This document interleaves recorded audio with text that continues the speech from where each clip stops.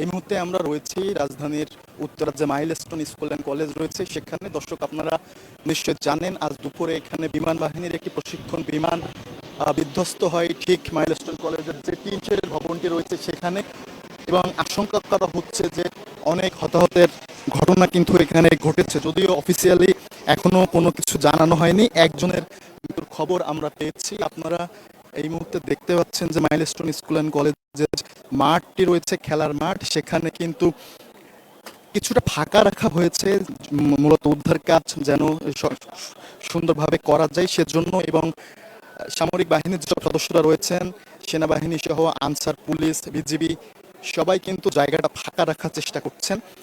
মূলত আজ দুপুরে বিমান বাহিনীর একটি প্রশিক্ষণ বিমান সেটি এখানে বিধ্বস্ত হয়, এবং যে টিন শেডের ভবনটি রয়েছে এটি মূলত বাচ্চা বা ছোটদের যে ক্লাসরুম সেটি ছিল, ফলে বিমানটি বিধ্বস্ত হয়ে একেবারে যে ক্লাসরুম সেই ক্লাসরুমের ভেতরে কিন্তু চলে যায়। এবং আপনাদের যদি দেখাই যে দোতলায় ভবনটির পেছনের সাইডে কিন্তু সেই বিধ্বস্ত যে বিমান, সেই বিমানের ধ্বংসাবশেষ কিন্তু কেটে কেটে বের করা হচ্ছে এবং সেখানে রাখা হচ্ছে। গণমাধ্যম কর্মীদের খুব বেশি কাছে যেতে দেয়া হচ্ছে না, ফলে আমরা একেবারে কাছ থেকে দেখাতে পারছি না। তবে যতটুকু দেখানো সম্ভব হচ্ছে আমরা সেখান থেকেই কিন্তু এই যে ভয়াবহতা বা এই যে ধ্বংসাবশেষ সেটি আমরা আঁচ করতে পারছি। এপাশে যেখানটিতে বিমান বিধ্বস্ত হওয়ার পরে আগুন ধরে যায় সেখানে যে নারিকেল গাছগুলো রয়েছে সেই গাছগুলো কিন্তু অনেকটাই পাতাগুলো শুকিয়ে গিয়েছে বা অনেকটা মরে যাওয়ার মতো আমরা দেখতে পাচ্ছি আগুনের যে লেলিহান শিখা সেটি। এবং ঠিক যে নারকেল গাছগুলোর পাতা শুকিয়ে এসেছে ঠিক ওই জায়গাটিতেই কিন্তু বিমানটি বিধ্বস্ত হয়ে এসে পড়ে এবং পরবর্তীতে অগ্নিকাণ্ডের ঘটনা ঘটে। আমরা মাইলস্টোন কলেজের মাঠে উদ্ধার কর্মী, ফায়ার সার্ভিসের কর্মীদেরও দেখতে পাচ্ছি, ফায়ার ফাইটার যারা রয়েছেন তাদেরকে আমরা দেখতে পাচ্ছি, এবং আগুন নিয়ন্ত্রণের জন্য যে ইউনিটগুলো এসেছিল এখানে সেই ইউনিটগুলো দেখতে পাচ্ছি, এবং পর্যাপ্ত পরিমাণ কিন্তু সেনাবাহিনীর সদস্যরাও এখানে রয়েছেন। আমরা যদি একটু পেছনের দিকে দেখানোর চেষ্টা করি যে এই যে দিয়াবাড়ি মোড়ের যে গোল চত্বরটি রয়েছে অর্থাৎ মেট্রো রেল স্টেশন, সেখানে কিন্তু সারিবদ্ধভাবে অ্যাম্বুলেন্স রাখা হয়েছে এবং এখান থেকে উদ্ধার করে সিএমএইচে শেষ খবর পাওয়া পর্যন্ত আমরা 25 জনের তথ্য পেয়েছিলাম। তবে এই সংখ্যা কিন্তু সময়ের সঙ্গে সঙ্গে বাড়ছে এবং আমরা আনঅফিসিয়ালি একটি তথ্য বলছি, এটি এখনো কনফার্ম আমরা হতে পারিনি যে এই যে মৃত্যুর সংখ্যা ইতোমধ্যেই 30 থেকে 35 জন ছাড়িয়েছে। যদিও এটি আনঅফিসিয়াল তথ্য, কিছুক্ষণ পরে হয়তো বা আমরা নির্দিষ্ট করে বলতে পারবো বা নিশ্চিত হয়ে বলতে পারবো। এই যে মাইলস্টোন স্কুল অ্যান্ড কলেজের পেছনের দিকে যে জায়গাটি রয়েছে, যে দিয়াবাড়ির যে মোড়টি রয়েছে সেই মোড়ে কিন্তু সারিবদ্ধভাবে অ্যাম্বুলেন্স রাখা হয়েছে এবং আপনারা সেই দৃশ্যটিও কিন্তু এখান থেকে দেখতে পাচ্ছেন। এবং আশেপাশের যে ভবনগুলো রয়েছে সেই আশেপাশের সেই ভবনগুলোতেও কিন্তু উৎসুক মানুষের এক ধরনের ভিড় আমরা দেখতে পাচ্ছি। তবে একটি ভালো দিক আমরা যেটি এখানে এসে দেখেছি যে এই যে ঘটনাস্থল, সেই ঘটনাস্থলে কিন্তু মানুষকে আসতে দেওয়া হচ্ছে না, অর্থাৎ উদ্ধার কাজ ব্যাহত হয় এমন কোনো কার্যক্রম কিন্তু এখানে করতে দিচ্ছেন না। আমরা স্বেচ্ছাসেবকদের দেখেছি, একই সঙ্গে যেভাবে পাচ্ছেন আসলে সাধারণ মানুষ বা উৎসুক জনতা যারা রয়েছেন তাদেরকে বাধা দিচ্ছেন ভেতরে আসতে, তারা যেন না আসতে পারে এবং উদ্ধার কাজে ব্যাহত করতে না পারে। এবং ঠিক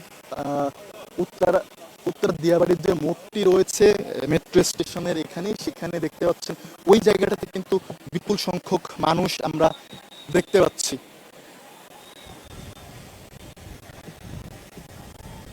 এই যে আহতদেরকে উদ্ধার করা হচ্ছে তাদেরকে কিন্তু সিএমএইচে নিয়ে যাওয়া হচ্ছে এবং আশেপাশের অন্যান্য যে হসপিটালগুলো রয়েছে সেই হসপিটালগুলোতেও কিন্তু নিয়ে যাওয়া হচ্ছে। আমরা শেষ খবর পাওয়া পর্যন্ত 20 থেকে 25 জনের তথ্য দেখতে পেয়েছিলাম এবং এরপরেও কিন্তু সময়ের সঙ্গে সঙ্গে একজন একজন করে উদ্ধার করা হচ্ছে এবং সেই উদ্ধার করে সঙ্গে সঙ্গে এখানে একটি যে একজনকে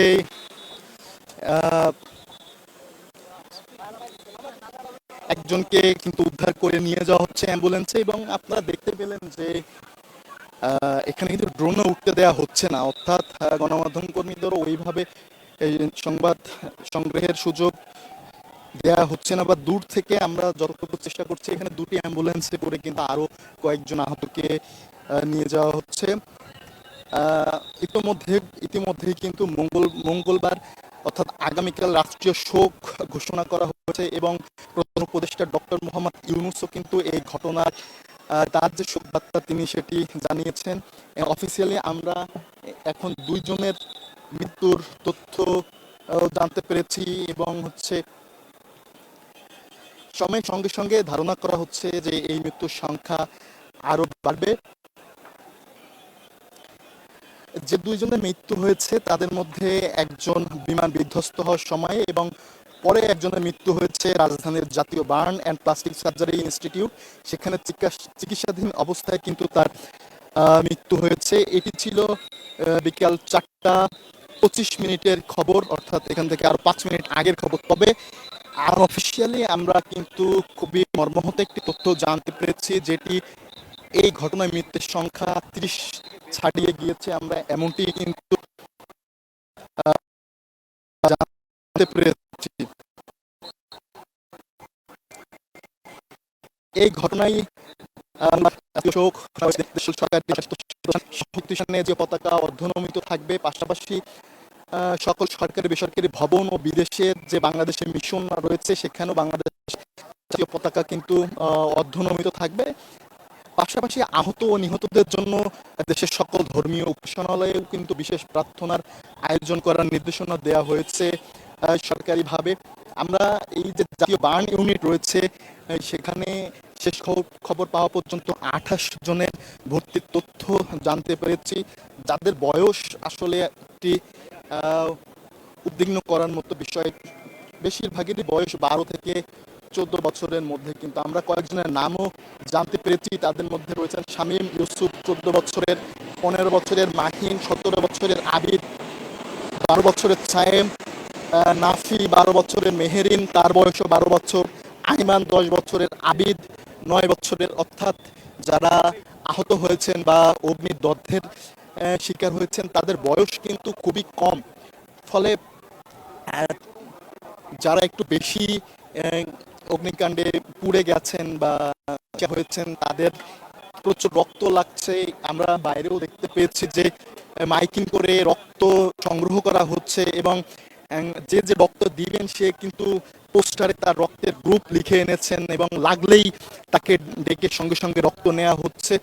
আশঙ্কা করা হচ্ছে যেহেতু আহতদের অধিকাংশই শিশু, হতাহতের সংখ্যা বাড়বে এমনটি কিন্তু ধারণা করা হচ্ছে বা আশঙ্কা করা হচ্ছে।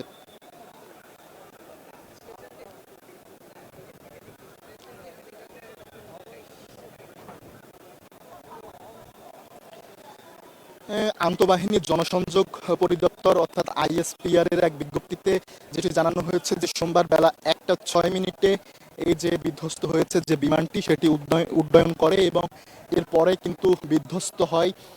তাৎক্ষণিকভাবে কয়জন মারা গিয়েছে সেটি ওই বিজ্ঞপ্তিতে না জানালেও আমরা জানতে পেরেছি এই মুহূর্তে 2 জনের মৃত্যুর তথ্য।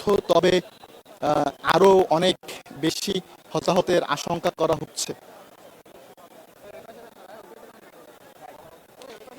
আর সবচেয়ে যে হৃদয় বিদারক যে দৃশ্যটি আমরা নিচে দেখে এসেছি সেটি হলো অনেক অভিভাবক যারা রয়েছেন তারা আসলে তাদের বাচ্চা এখনো ভেতরে আটকে আছেন, তাদের আহাজারি আমরা দেখেছি, এবং অনেক অভিভাবক এখানে অপেক্ষা করছেন।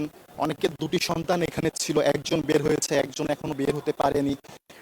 সন্তানকে উদ্ধার করে বার্ন ইনস্টিটিউটে নিয়ে যাওয়া হয়েছে, তবে তারা হয়তো এখনো জানতেই পারেননি যে তাদের সন্তানকে উদ্ধার করে বার্ন ইউনিটে নিয়ে যাওয়া হয়েছে। ফলে তারাও এক ধরনের উদ্বেগের মধ্যে রয়েছে। আপনারা সেই দৃশ্যটি কিন্তু দেখতে পাচ্ছেন যে অভিভাবকরা এক ধরনের আতঙ্কের ছাপ তাদের চোখে মুখে নিয়ে অপেক্ষা করছেন তাদের যে স্বজন বা কারো ছেলে মেয়ে ভাই যেই হোক তার সুস্থতা কামনা করছেন, যেন সুস্থ থাকে বা বেঁচে থাকে সেই প্রার্থনা কিন্তু তারা করছেন।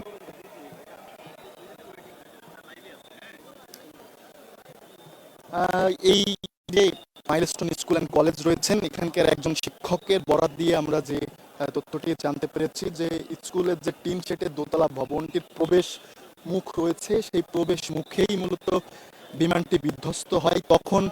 ঠিক যখন বিমানটি বিধ্বস্ত হয় সে সময় কিন্তু স্কুল ছুটি হয়ে গিয়েছিল। কিছু স্টুডেন্ট তারা বা কিছু শিক্ষার্থী তারা বের হয়ে গিয়েছিলেন এবং কিছু শিক্ষার্থী আসলে ওই ভেতরেই ছিলেন। মূলত যারা ভেতরেই ছিলেন তারাই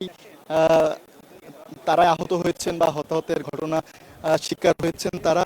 এবং বিমানটি বিধ্বস্ত হওয়ার পরই কিন্তু আগুন যারা পড়ে যান তারা বিধ্বস্ত হতে পারেন। এর ফলে কিন্তু পরে অনেকেই অগ্নিদগ্ধ হয়েছেন।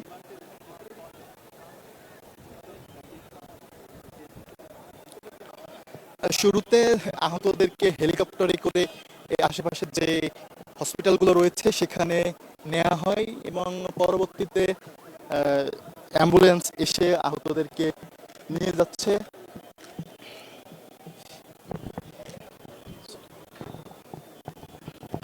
ঠিক আমরা এই মুহূর্তে যে জায়গাটিতে দাঁড়িয়ে আছি ওই জায়গাটিতে কিন্তু যে বিমানের ধ্বংসাবশেষ, সেই ধ্বংসাবশেষ কেটে ছোট ছোট করে পুরো বিমানের ধ্বংসাবশেষটি এখন কেটে ধরা হয়নি। হয়তো মাঠে প্রবেশ করতে পেরেছেন, তবে যাদের আসতে একটু দেরি হয়েছে তারা আর ভেতরে প্রবেশ করতে পারছেন না বা তাদের আমাদেরকে যেতে দেওয়া হচ্ছে না। আমরা একটি ভবনের ছাদ থেকে একটু দেখানোর চেষ্টা করছি যতটুকু দেখানো যায়।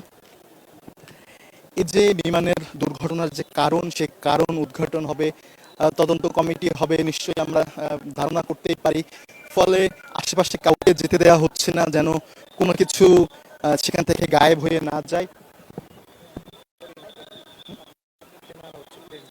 এবং এই মুহূর্তে আমরা দেখতে পাচ্ছি একটি ট্রেন আনা হচ্ছে এখানে। আনসার এবং কোস্ট গার্ডের সদস্যরা যারা রয়েছেন তারা তারা রাস্তাটি ফাঁকা করে দিচ্ছেন যেন খুব ভালোভাবে তারা সেখানে পৌঁছতে পারেন। ট্রেনটি ঠিক ঘটনাস্থলের পাশে এসে দাঁড়িয়েছে এবং ধীরে ধীরে সেখানে যাচ্ছে। আমরা নিশ্চয়ই অনুমান করতেই পারি যে ট্রেনটি মূলত নিয়ে আসা হয়েছে বিধ্বস্ত যে বিমানটি রয়েছে সেটি উদ্ধার করে ক্লাসরুম থেকে বের করার জন্য। নিউ ইয়র্ক থেকে সম্প্রচারিত TVN 24 টেলিভিশন বিশ্বজুড়ে বাঙালির কণ্ঠস্বর।